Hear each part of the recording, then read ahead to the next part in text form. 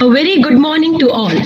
We, the Department of Food Nutrition and Dietetics, in collaboration with IQAC, is indeed happy to host this webinar. During this pandemic situation, all are aware of the value of being healthy, and which was usually a undervalued and a neglected aspect. To be healthy, a nutritious diet is very important. So to create the awareness on this aspect, this webinar is organized. I now request our principal, Reverend Father Michael Santamayor, to welcome the attendees.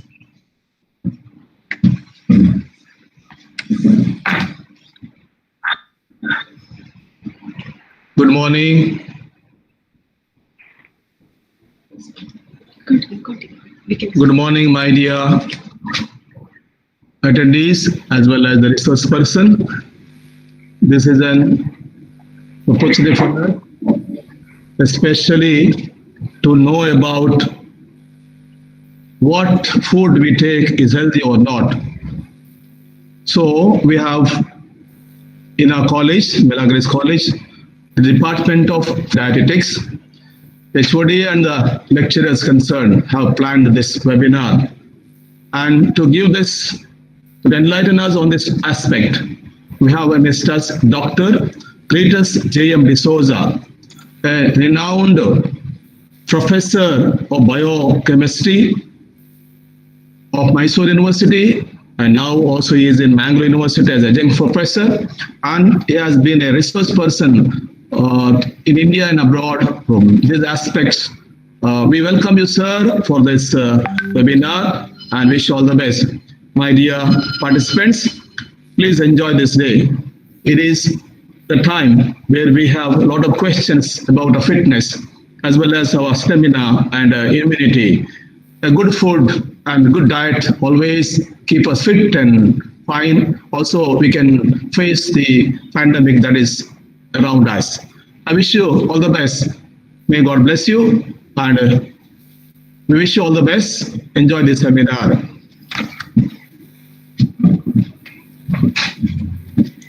Thank you, Father, and a warm welcome to you too. We are indeed honored to have Dr. Cletus J.M. D'Souza as our speaker emeritus, who is also called as walking encyclopedia for his vast knowledge and his ability to speak on any subject. Dr. Cletus J.M. D'Souza completed his master's and PhD in biochemistry from the University of Mysore. After his PhD, he did his postdoctoral research at Dalhousie University, Canada. He then joined the Department of Biochemistry, Mysore University, as a lecturer, after which he became a reader and a professor. He retired in the year 2013. The UGC conferred him the title Emeritus Professor. He has also served as a chairman of Mysore University of Mysore in biochemistry 3 times and was also the coordinator of PG Center Hassan. He was also a visiting professor at the Cardiovascular Research and Training Institute at Salt Lake City, USA. He has served as an Academic Council member and Research Advisory Council of CSIR. He has published 70 papers, 3 book chapters, and has made over 120 presentations at national and international level, and has received research grants from Irving Brown Foundation, DST, ICMS, and CSIR. He has also got 2 patents in his name. Presently, the Mangalore University has appointed him as an adjunct professor at the Department of Biochemistry. We are indeed happy to have such a multifaceted personality amidst us. Sir, I now request you to share your knowledge with us. Over to you, sir. Thank you very much. I'm very happy to be here presenting about some of my research topics. I have been working in this area for quite some time, And I'm happy to see that many of my students are also participants at this webinar. Now, I would like to start with the topic, is our healthy diet really healthy? Because we think we are having a healthy lifestyle and a healthy diet, but is it really healthy is what we need to find out. Now, the years of a healthy life of an individual, the life expectancy in 2020 in India, projected by UN, is 69.7 years. Now, for any number of years that you live, about 85% of the time we are healthy and 15% of the time we are unhealthy. Now, people want to extend this period of healthy life and reduce this period of unhealthy life. So there is a paradigm shift of focus from illness to wellness, from treatment to prevention. Now this depends on our understanding of what is health, illness and treatment. Health is the absence of specific disease or dysfunction. Illness is dysfunction of organs or biochemical pathways. And treatment is external intervention, that is with drugs, surgery, radiation and others. Now, wellness paradigm has a different opinion. Health is optimum balance of body, mind and spirit. Illness is an imbalance in the body, mind and spirit. And treatment involves strengthening the inherent capacity of the body for self-healing. Now, the most important component of wellness paradigm is, of course, as you have guessed, food. In 1826, there's a famous statement by Anselm Brillat-Savarin, which says, "Tell me what you eat, and I will tell you what you are," which now we abbreviated to say, "You are what you eat." And Hippocrates said, "Let food be thy medicine." The food that you eat can be either the safest and most powerful form of medicine, or the slowest form of poison. Now we are happy that people are much more aware these days about the food they eat and how much they eat and when they eat. So what food to eat, when to eat, how to eat, when to drink, temperature of your drink, many of these aspects people are aware now. But most importantly, they are aware about what is healthy and what is not.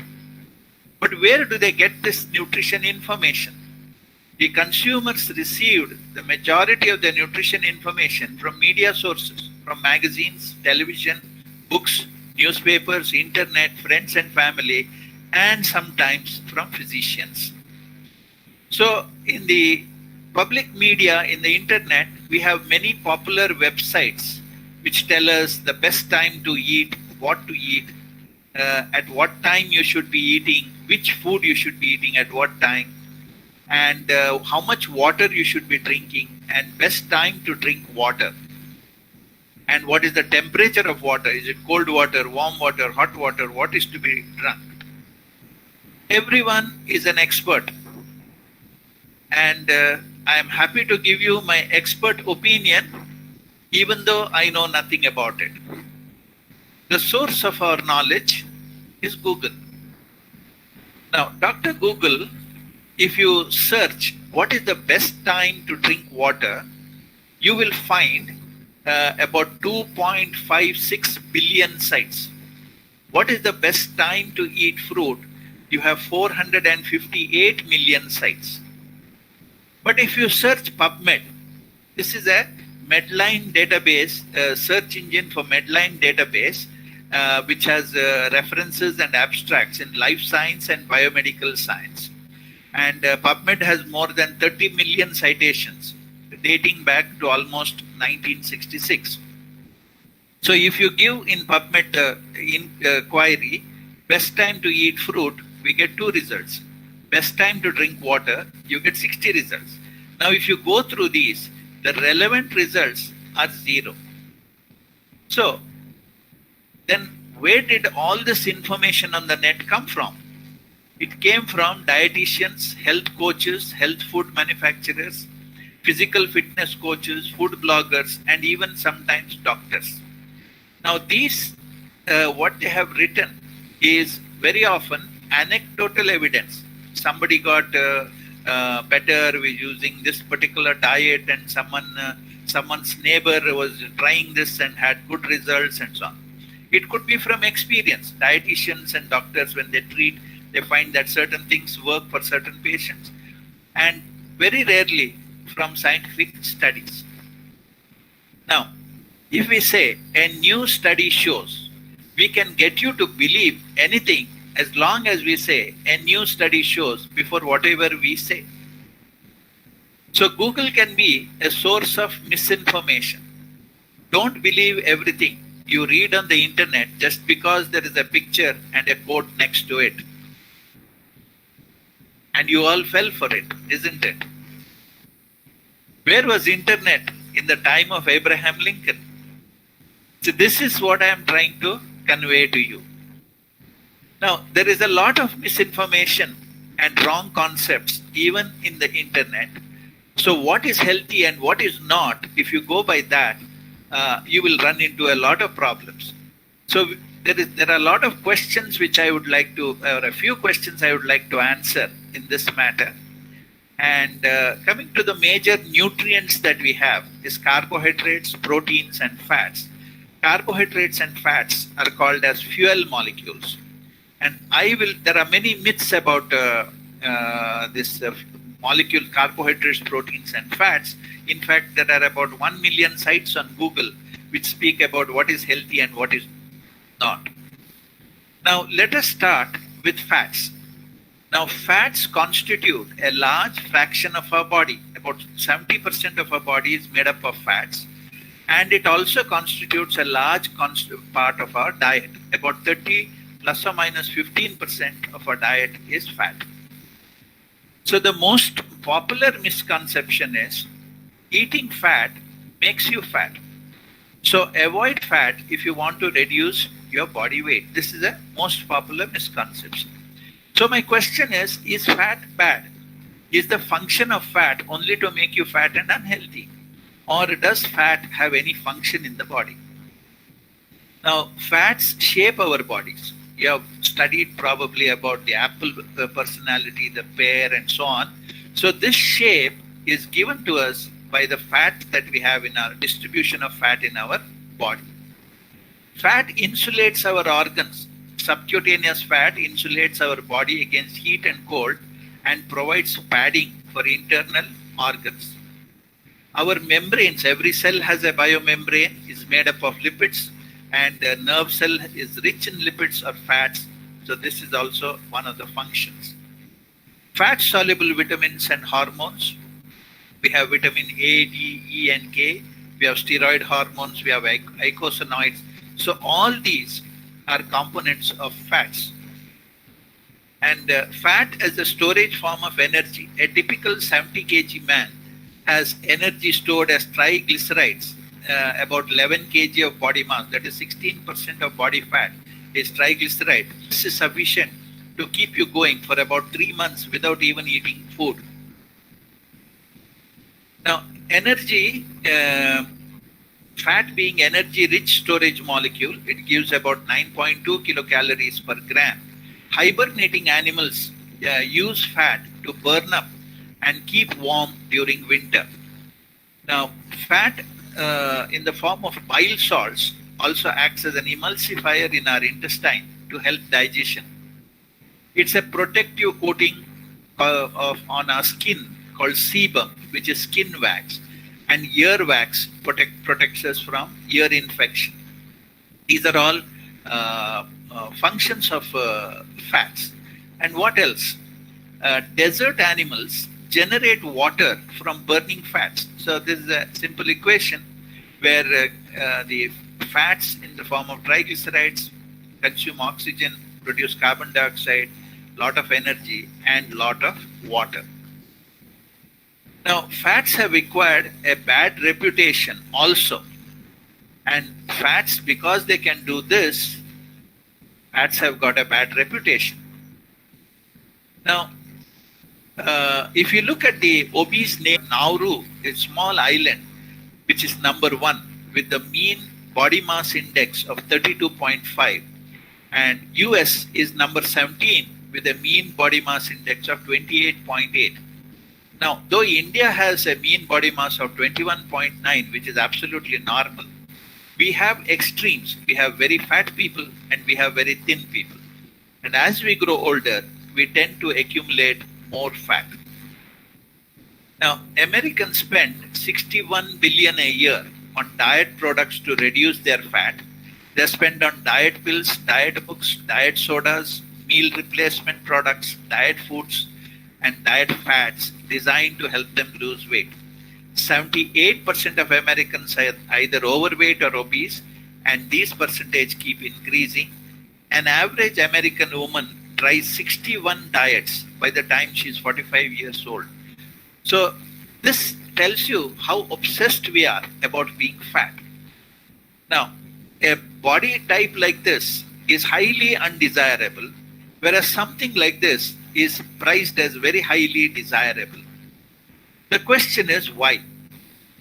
Because of the notion thin is in, and a notion reinforced by fashion industry and media. So when did this anti-fat trend start? Being fat was not always considered ugly, but quite the opposite. It was a sign of being beautiful. A statue, Venus of Willendorf, is a 4.4-inch carving discovered in Willendorf, Austria. It is the world's oldest known work of art, and researchers have concluded that the carving is intended to be Venus figurine. Venus is a goddess of love, and this is that figurine. She is anything but thin. Now, at the end of every year, we are reminded that Santa is jolly and fat, and Scrooge is miserly and thin.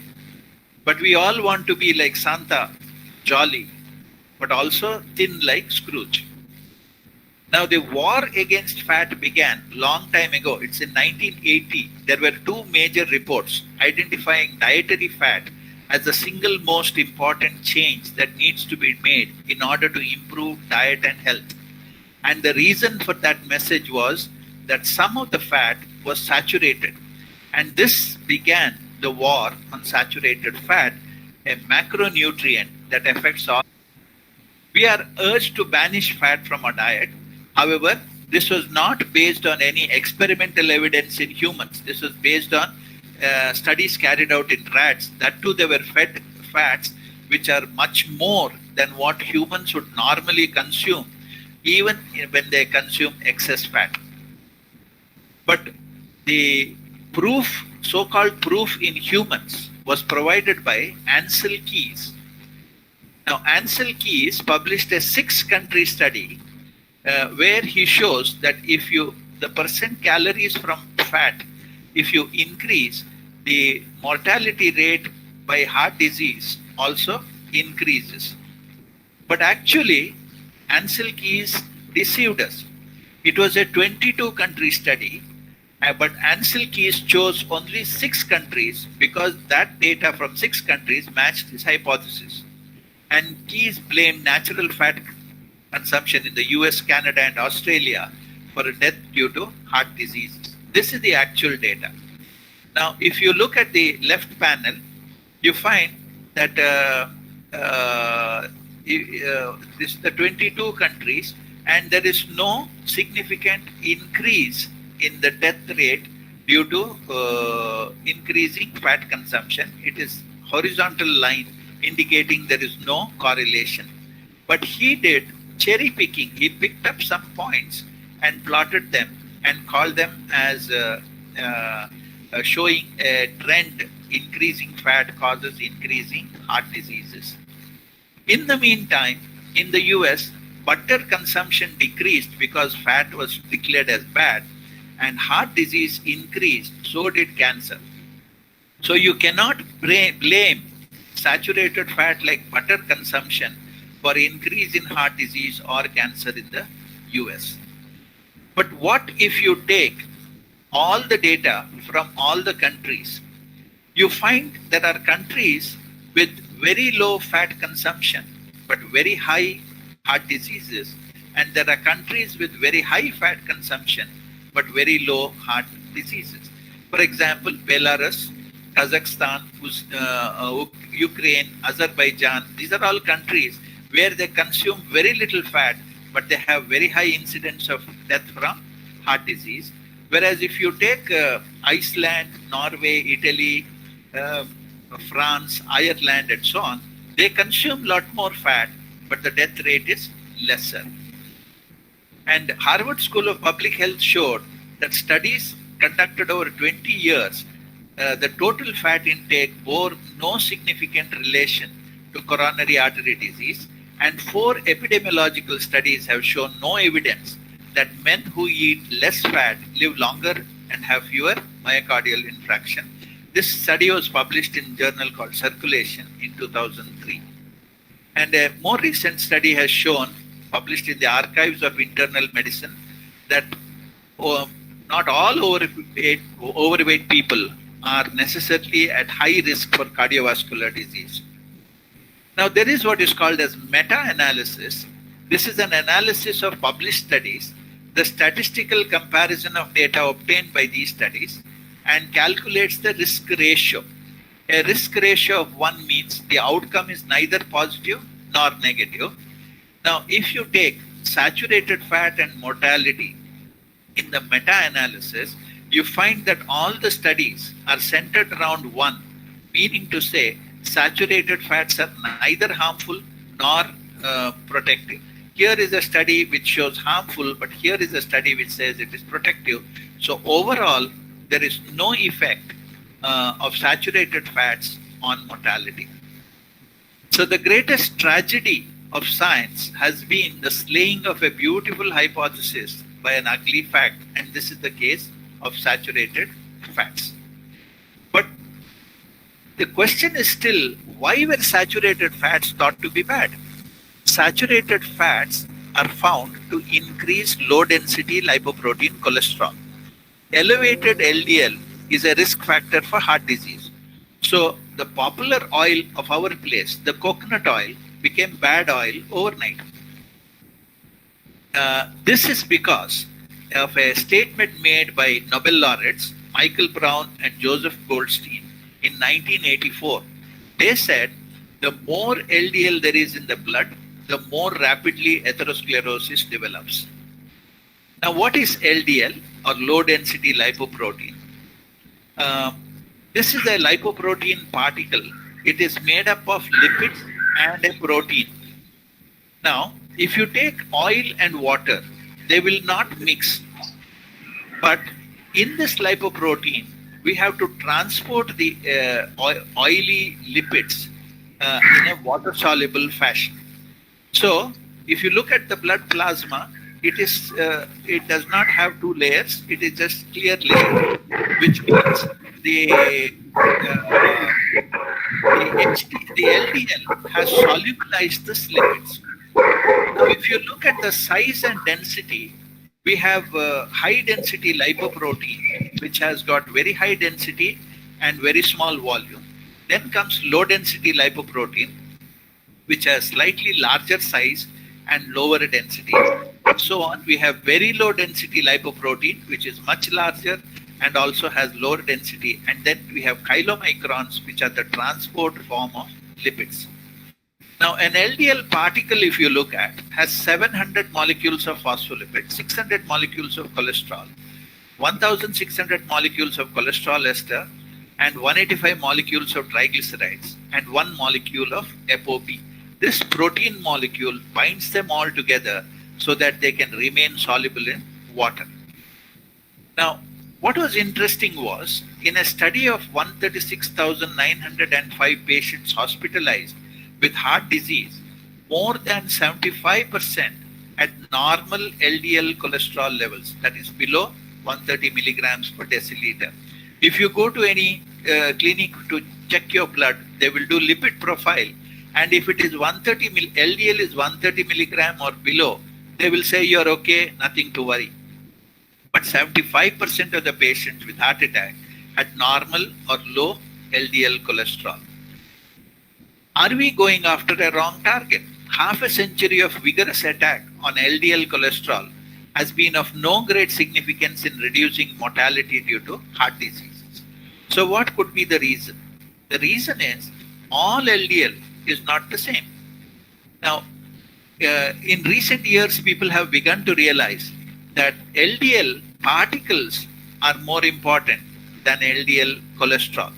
Now here we have two examples. LDL cholesterol is 100 milligram per deciliter, 100 milligram per deciliter. But this 100 milligram per deciliter is carried by a fewer number of particles, whereas here it is carried by a larger number of particles which are smaller in size. So number of LDL particles can be measured by nuclear magnetic resonance, and a value of less than 1000 particles is ideal, which means to say the particle is larger, so the number is smaller. Whereas if it is more than 2000 particles, then it is bad, because these are small particles and therefore they are of high risk. Now, whenever medical intervention is done to reduce cholesterol, they use drugs like statins, estrogen replacement therapy, or diet-wise low fat and high carbohydrate diet. Now these may reduce your LDL cholesterol, but they do not reduce your LDL particles. Now, inclusion of niacin, omega-3 fatty acids, exercise, Mediterranean diet, and low carbohydrate diets, they may not reduce your cholesterol, but they will definitely reduce your LDL particle number.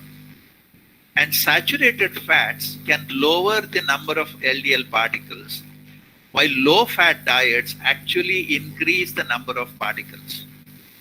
So most people with small LDL particles have 3 times greater risk of heart disease than people with large LDL particles. And coconut oil is supposed to increase this fluffy LDL, which is of larger particle size, and this is not a risk factor even though your LDL may go up on consuming coconut oil. Moreover, a study has shown that in blockages and plaque formation, LDL concentration did not correlate with the number of blockages or intensity of extent of blockage. So according to the oxidative hypothesis of heart disease, LDL is not the cause of heart disease, but oxidized LDL. So immediately the question comes, why are LDLs getting so readily oxidized? The wisdom of the ages says dietary lipids modify cellular lipids. Now, I said earlier, the fat we consume becomes part of our LDL fatty acid component. And I told you we have phospholipids, cholesterol, triglyceride, all these. They contain fatty acids which can be oxidized. And unsaturated fatty acids undergo oxidation much more readily, and therefore our LDL gets oxidized. If you look at the kinetics of lipoprotein oxidation in vitro, you can take it out in a test tube and do the oxidation. It has a lag phase where it will first consume all the antioxidants you have, then you have a log phase of increase, a stationary phase, and a decomposition phase. Now, in the log phase, the oxidation products increase. Here, they change one form to the other, then they react with the proteins and other molecules, and the number decreases, but their harmful effects increase. So I did a study in Mysore University. I had an Iranian student, and we wanted to work on heart diseases, risk of heart disease. And we decided to compare the risk of heart disease of Iranians in Iran and then Iranians in Mysore, and to compare them with Mysoreans. We took lipoprotein, total lipoprotein, and oxidized them in vitro in the test tube with using copper. Now here is the result. The Iranians in Iran, their lag phase was very large, meaning to say they had much more antioxidant, or their LDL and other lipoproteins were much resistant to oxidation, whereas that of the Indians was very highly susceptible to oxidation. And these are lipid oxidation products in Iranians is low, in those in Indians is high. So now what is the conclusion we draw? Is it an ethnic difference? Is it because they are Iranians and we are Indians? So we wanted to test the hypothesis. Are Iranians in Iran same as Iranians in Mysore, or Iranians in Mysore same as Mysoreans? So when we took the LDL of Indians, Mysoreans in Mysore versus Iranians in Mysore, you find here Iranians in Mysore, their LDL is almost like Indians. This is not an ethnic difference. LDL of Iranians settled in Mysore had an LDL oxidation profile just like that of Mysoreans. So the question was, what is the cause? We compared the diet and lifestyle. Our study subjects, that is Indians, Iranians in India, and Iranians in Iran. On comparison, we found they had similar diet and lifestyle. But the only significant difference was the oil that they used. Iranians in Mysore used locally available oils, and this may be the culprit, because the unsaturated fatty acids in oils can easily undergo oxidation. And we have different forms of the oxidized LDL. This is an unoxidized LDL where lipids are in its native form. But when you have oxidized lipids, they can become part of the LDL, and this becomes an oxidized LDL. Or it can also, in the oxidative stress, can cause all these various oxidation products. This is extremely oxidized LDL, which is no longer recognized by the LDL receptor. So to prevent LDL oxidation, which oil is good, or which oil do I use? Now, before we answer that, I want to tell you what is an oil. Oils are generally obtained by dry pressing of oil seeds. They contain triacylglycerols or triglycerides and a non-saponifiable fraction. This non-saponifiable fraction gives the health benefits for all the oils that we have. But when we process the oils, the non-saponifiable fraction is removed, and to prevent oxidation of the oil, they add synthetic antioxidants like butyrated hydroxyanisole or butyrated hydroxytoluene. These are chemicals that are added. This is the oil refining methods. You have degumming, neutralizing, bleaching, deodorizing. There's a chemical process, there's a physical process, and your edible oil goes through a factory like this before it is packed in different forms. So if it is packaged in any form, in bottles, cans, plastic boxes, or even cardboard boxes, it is a processed oil because it is packaged. Now, there are what are called as virgin oils. When you crush the seed and extract the oil without increasing the temperature, this is called as virgin oil. There's also a term called extra virgin. This means it's a subclass of this virgin oil. It is supposed to contain less than 1% of free fatty acids. Now, after crushing, the seed cake or oil cake that we have is also used to extract the oil. Sometimes we use solvent extraction to remove. This is called as the pomace oil. Now, we have heard again that olive oil is best. So if olive oil is best, it has got many health benefits. These are not present with all types of olive oils. We have extra virgin, virgin, and we have pomace olive oil. And they are very, very expensive. But even more frightening fact is 19 out of these 26 brands of olive oils that were tested were all adulterated with sunflower oil. This did not happen in the stores that you purchased. This happened with the supplier himself, because demand for olive oil is so high and they are not able to meet the demand. So they while packing itself, they adulterate the oil and sell it to you.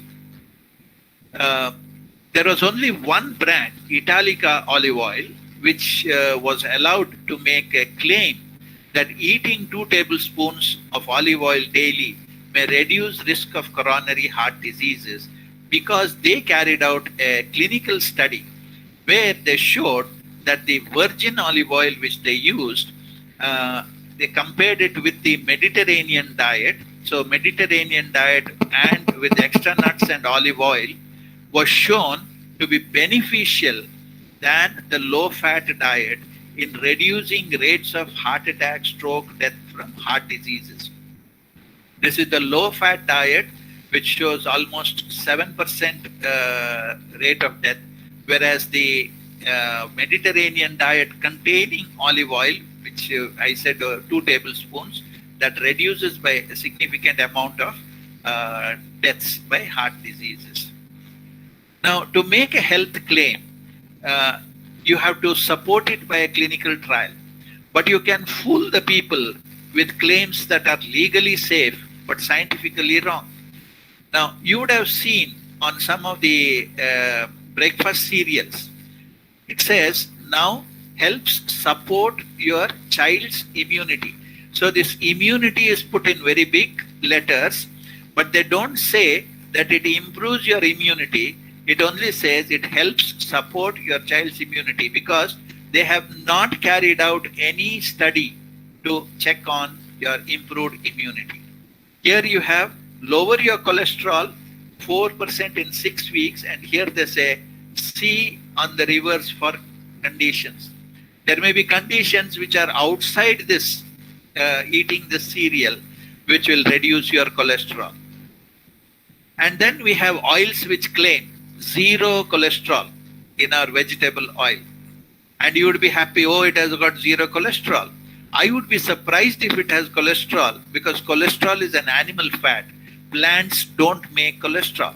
They're telling the truth that it has no cholesterol, but they're also cheating you into believing something that is not really true.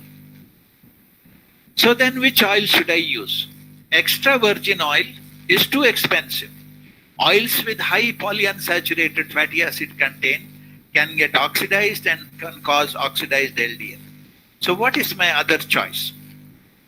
Now we have oils and fats with short and medium chain fatty acids. They are metabolized differently. They go directly to the liver and are burnt and not stored. They cannot cause obesity. They do not become part of LDL. And all this information we knew in the 60s, but we forgot by the time we came to 90s and 2000. The long chain and short chain fatty acid are transported after digestion. They're transported differently. The short chain fatty acids and medium chain fatty acids go directly to the liver, they get into the blood and go, whereas the long chain fatty acids are made into chylomicrons. These chylomicrons enter the lymphatics and then they go empty themselves in the blood, in the heart. From heart they get circulated and eventually they reach the liver. So short chain and long chain fatty acids are transported differently, and short chain fatty acids go directly to the liver to be used there. As you would have guessed, the oils and fats with short and medium chain fatty acids are coconut oil and butter and ghee. These are rich in the short and medium chain fatty acids. Now when we speak of coconut oil, you have a question. You will have labels like organic, refined, virgin, natural, dry expelled, so on. So which to choose? I would say this is good. Even this is good. But none of these is good. These are all processed and packed, whereas these are so-called virgin coconut oil, and it has got all the non-saponifiable fractions, and therefore it is good. Now, what makes an oil good or bad? One, whether it has non-saponifiable matter or not. Two, whether it has short and medium chain fatty acids or not, and 3, whether it has got a class of fatty acids. So here comes the good fats. This is the building block of a fat, the fatty acid. Now, it has got double bonds, so we call it as unsaturated fatty acids. Now, if you look at the unsaturated fatty acids, we have 2 fatty acids here. They look almost similar, except this has 3 double bonds, this has 2 double bonds. But if you start counting from the opposite end to this carboxyl functional group, this is called the omega end, start counting the carbons 1, 2, 3, 4, 5, and 6. So at the 6th carbon, you have the first double bond. Here, if you start counting, it is 1, 2, and 3. At the 3rd carbon, you have the first double bond from the opposite end. Now, if the omega 3 fatty acids are the ones which have got the first double bond at position 3, and omega 6 fatty acids have the double bond at position 6.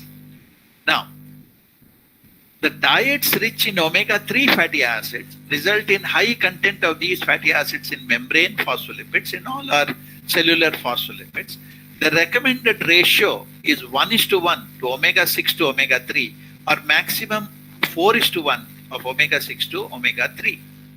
Now, if you look at all our popular oils, safflower oil, sunflower oil, groundnut oil, you find omega 3 content is 0.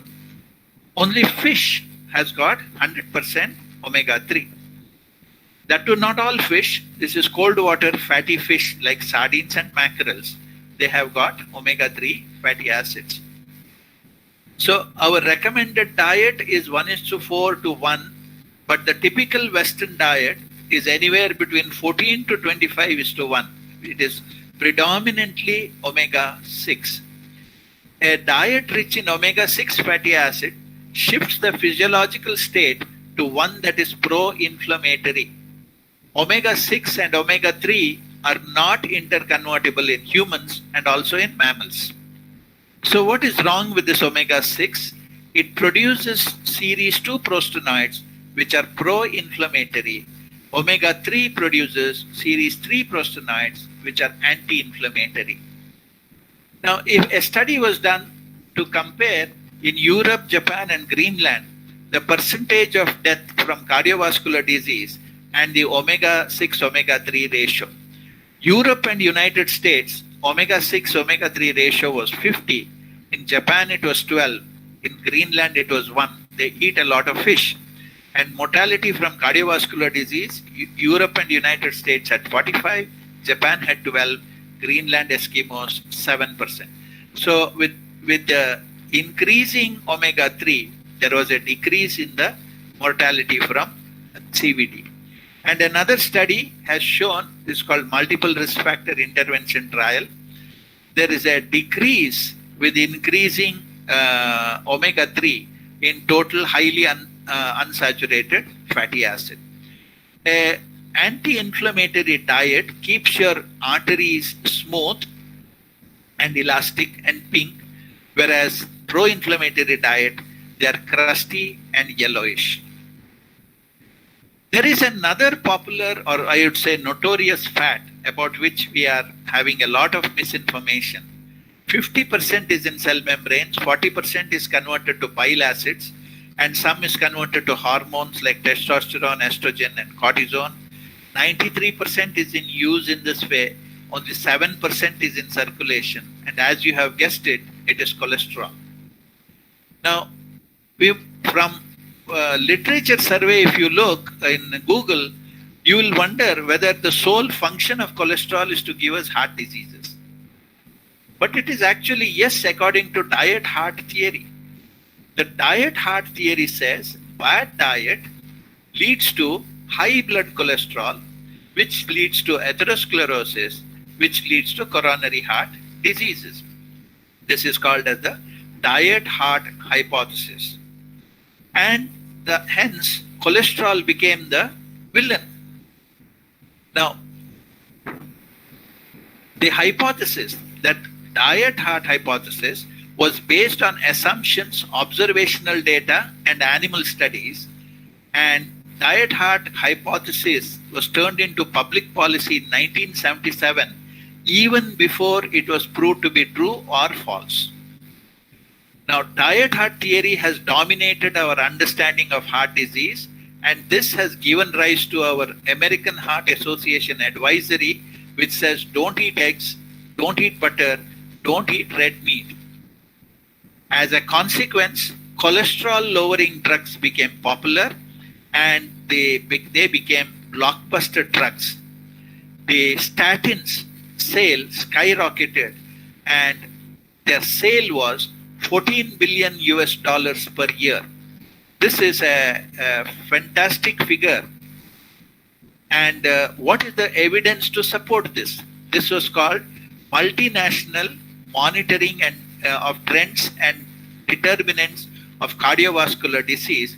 So they combined MONI and CA and called it as the MONICA study. This was a 21 country, 10 million subjects aged 25 to 64 and 10-year follow-up. Now this graph was used from that. This is serum cholesterol. As it increases, death due to heart disease increases. This was used by Sweden to justify anti-cholesterol campaign. But is it true? When you take all the data points, the data were contrary to expectations. This is the data they got. There was no correlation between serum cholesterol and death due to serum cholesterol. And but they chose just these 3 points to draw a graph and ignore all the other points. This is called cherry picking of experimental data. Wisdom of Galileo says, by denying scientific principles, one can maintain any paradox. The real cause of heart disease was denied in favor of the cholesterol theory. And in 1984, the Time magazine published that cholesterol is bad news for you. But something happened in 2014. Because suddenly cholesterol became good. And the same Time magazine said, cholesterol, the good news. And said, the same Time magazine said, eat butter. The very ones which said, don't eat butter. Now, how did this miracle happen? And that happened because Pfizer's patent of statins, the validity expired. And that brought cholesterol to the end of the road. And suddenly, cholesterol was no longer harmful. So what went wrong with the cholesterol story? Cholesterol correlated with heart disease, but did not cause heart disease. It only correlated. And drugs to lower cholesterol became blockbuster drugs, and nobody wanted to tell the truth. And so cholesterol continues to have a bad reputation. The old advisory still holds good for people using Google as their medical consultant. They don't eat eggs, or they eat only the white of an egg but not the yellow. Don't eat butter or ghee. Use fat-free products, fat-free curds, and so on. We are comforted by comforting lies, but we don't want unpleasant truths. There is one more fat called the trans fat. What is trans fat? Now, if I take a molecule called cis-butane, it has got a double bond, and 2 methyl groups are here, 1 and 4. These 2 methyl groups here are on the same side of this double bond. We call this as cis. And if they are on the opposite side, we call it as trans. So we can take oleic acid. It has 1 double bond. This is trans because the 2 carbon groups are on the opposite side. Cis oleic acid, they are both on the same side. Trans fats are associated with all-cause mortality, total coronary heart disease and coronary heart disease related mortality. A meta-analysis was found that 2% increase in energy intake on trans fats associated with 23% increase in the incidence of coronary heart disease. So trans fats can cause heart diseases. Why are trans fats bad? The trans fatty acid, ileic acid, inhibits macrophage fatty acid oxidation, catabolism, and stimulates expression of inflammatory mediators. It causes inflammation. It increases the particles, decreases the high density lipoprotein, which is actually cardioprotective. And what makes these cis fats into trans fats? Number one is hydrogenation. We have been told that this is cholesterol free, this is Nutrilite, we have delicious, we have dalda, and here is something which, let me show you. It says, I can't believe it is not butter. It is not butter, but they write butter in large bold letters. So if someone like me goes shopping, I will look at butter and pick this up only to realize it is not butter. And the Nutrilite, it says healthier than butter and it is cholesterol free, and we fall for that. The second reason why cis fats become trans fats is reheating oil. If we used to be favorite, this used to be our popular snack, roadside snacks. They do not change the oil. They keep on adding more oil and heating it and reheating the oil. As a result, that oil that is here becomes trans fat. Now, ruminants fat also has trans fat. For example, dairy products have got anywhere from 2 to 6% is trans fat. But this is not bad. It has got conjugated linoleic acid, about 3 to 9% found in dairy products, is actually a dietary supplement. It is required for you. The effect of ruminant trans fatty acids on lipoproteins and heart disease, there is conflicting evidence. So some epidemiological studies show no association at all. Then we have industrial trans fats. These are bad. And it depends on... hello? Am I not presenting? Hello? You're presenting, sir. You're presenting. I got a message you're not presenting, so I asked. No, we can see. Maybe they have the network issues. Okay. So the industrial trans fats is bad. Now, how much goes in depends on how much of junk food you eat.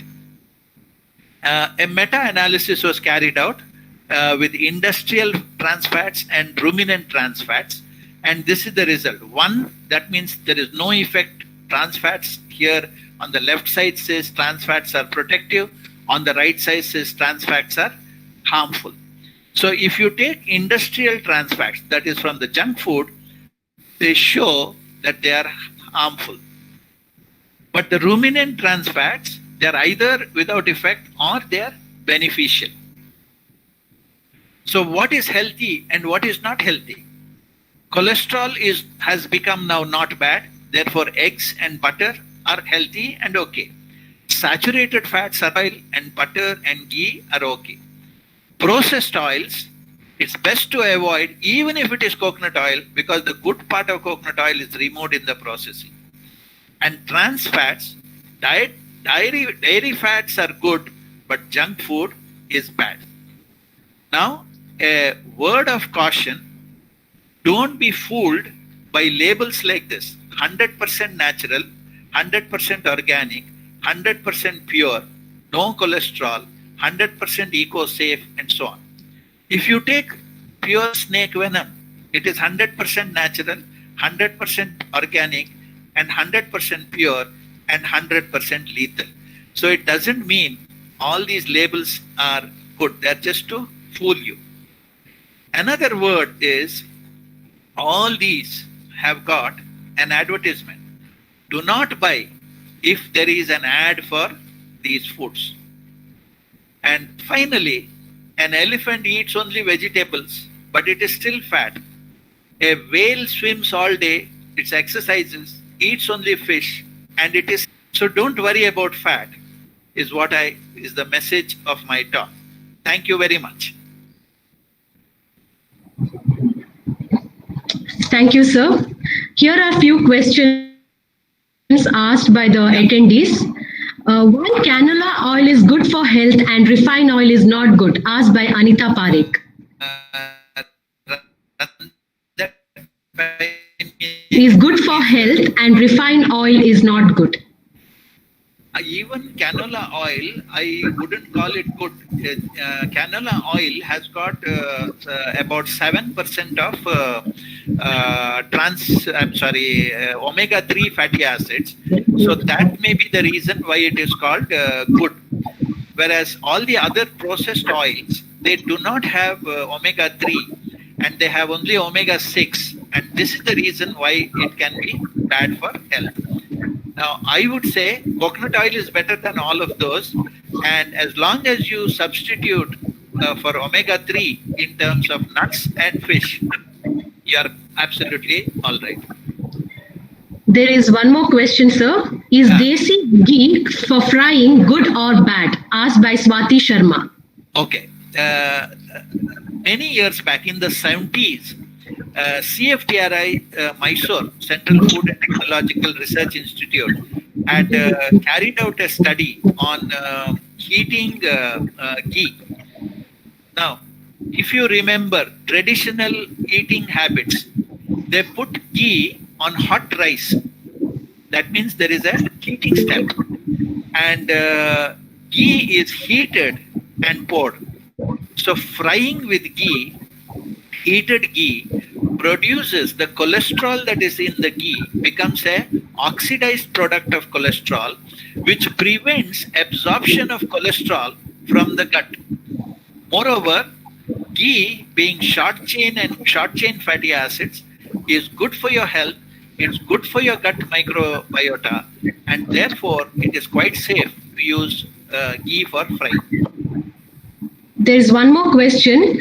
So, what is your opinion about mustard oil? Would you recommend having mustard oil for daily use? From Pragya Sharma.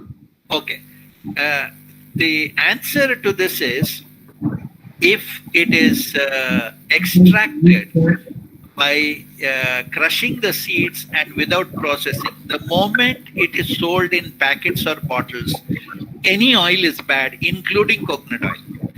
Whereas, which you can swear by that mustard oil, safe, and you use that, that is good for you. Mustard oil, groundnut oil, or whatever oil your grandparents were used to, that is good for you. But I'll give you one word of caution. There is a plant called Argemone mexicana. You have seen this. It is a small plant with yellow flowers, and it has seeds which look just like mustard seeds. These seeds either are deliberately or accidentally mixed with mustard, and they are extracted. The Argemone mexicana seeds have got toxins in them. That is a worrisome factor to use unprocessed mustard oil. So if you use unprocessed, you have this fear. So you have to be very cautious. There is a simple test you can use. If you take a drop of mustard oil and put a few ml of chloroform and measure its absorption at 320 nanometers, if it absorbs, it has got the Argemone mexicana oil mixed with it. So if it doesn't have Argemone mexicana, your mustard oil is safe for you. Yes, there is one more question, sir. Yeah. Using different type of oil, will it affect our health? Using different type of oil. I would say don't experiment with oils, because most of the oils comes from your supermarkets. Now, in supermarkets, the moment it is packaged, it has already been processed. All the good stuff from that is removed, and I don't know how long it has been stored. And then they will sell it to you, 2 for the price of 1, and discounted sale and so on. And therefore, these oils may not be safe. For example, they say rice bran oil is good, but rice bran oil is again processed. Any processed oil, its native properties are lost. So I would not recommend using any oil which is processed.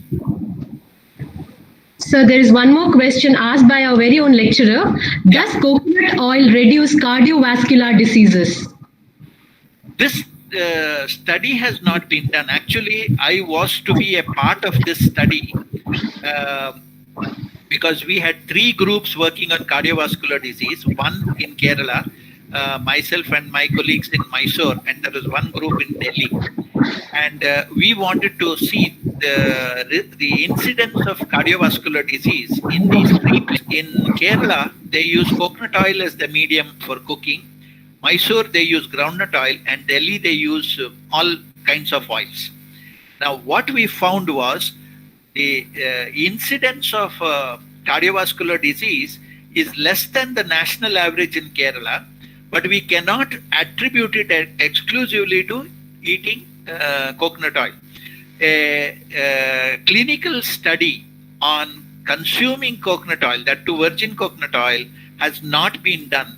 It is only based on observational studies. So I cannot say for sure whether coconut oil will reduce the incidence of heart diseases. But all I can say is the saturated fat of coconut oil does not become part of your LDL because it has got short chain and medium chain fatty acids predominantly. It also has stearic acid. But stearic acid is a saturated fat. It will not cause oxidation of LDL. Moreover, saturated fats increase the large HDL. There is right now no way that can be tested in Indian conditions, Indian laboratories. That test has not yet come. And therefore, we will still not be very sure about whether that can be done or not. Yeah. Thank you, sir, for disseminating your knowledge. No problem, I can answer. Okay. Is drinking milk harmful for women's hormonal health? This is a very important question. I could talk for 1 hour on this. What is milk? It is whatever the cow excretes in its milk. It has got hormones of the cow. It has got proteins of the cow. It has whatever toxins the cow has eaten. For example, aflatoxin. Aflatoxin is this is found in groundnuts, spoiled groundnuts. When we eat groundnuts, we get some bitter groundnut. Those contain this Aspergillus flavus, which produces the aflatoxin. And if you feed the cows with this contaminated groundnuts, it will eat that. It will produce aflatoxin M, which is excreted in the milk. Therefore, the milk, quality of milk is questionable. And therefore, people say that avoid drinking milk, especially men and women. But if you, the only positive factor about milk is that it has got calcium. You have got many other foods which give you more calcium than milk. If you are a non-vegetarian, I would suggest instead of eating egg, eat the shell of the egg, and that has a very high availability of calcium. We did this study with eggshell powder as a means of providing calcium. About 70% of the calcium was absorbed. Calcium gluconate, only 40% was absorbed. Milk comparatively had very low calcium in it compared with the eggshell powder or calcium gluconate. So if you are worried about calcium, eat eggshell powder. Eggshell, wash it, autoclave it, that is pressure cook it, dry it, powder it, and use a pinch in your curds or yogurt or whatever you are using on a daily basis. That will take care of your calcium needs. You don't need milk. So here is one more question asked by Dr. Bhavna Seth. Sir, if you have milk tolerance, then avoidance of milk, what are the other options for vegetarians? Vegetarians, for example, ragi. Ragi has more calcium. Ragi has finger millet. Ragi has more calcium than milk. So there are many other nutritional options for vegetarians. which substitute for milk. And milk as it is does not give you sufficient calcium. It is not enough. You need calcium supplements. Any other question? So if one does not eat fish, how to get omega-3 requirements? You have in nuts, for example, walnut is very rich in omega-3, and your chia seeds or the linseeds, so-called, they are also very rich in omega-3. So you can get your omega-3. But please, please, please don't buy omega-3 supplements, because you don't know how they are extracted, you don't know how they are packaged. They could be poisonous to you. Foods for your supplements. Don't take extracts or the packaged material, tablets or anything. Thank you, sir, Yeah. for disseminating your knowledge with us. We are indeed grateful to you. I thank our principal, Reverend Father Michael Santamayor, for giving us the opportunity to conduct this webinar. I thank all our staff for their support.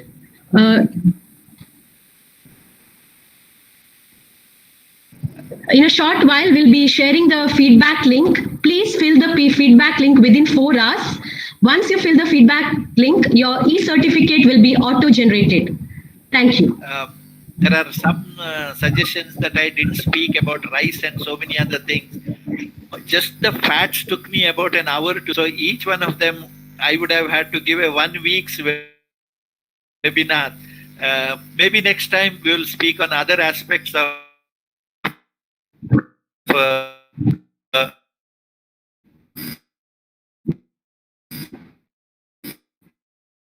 that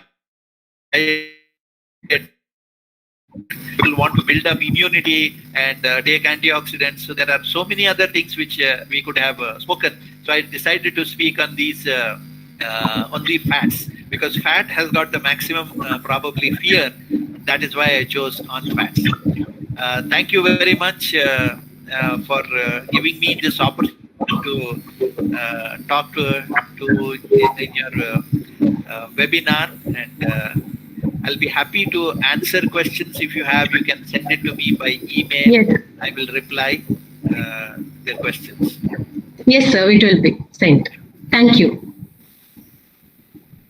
The feedback link will be provided in the chat box. Please click on that and fill it within 4 hours, by which the your certificate will be auto-generated.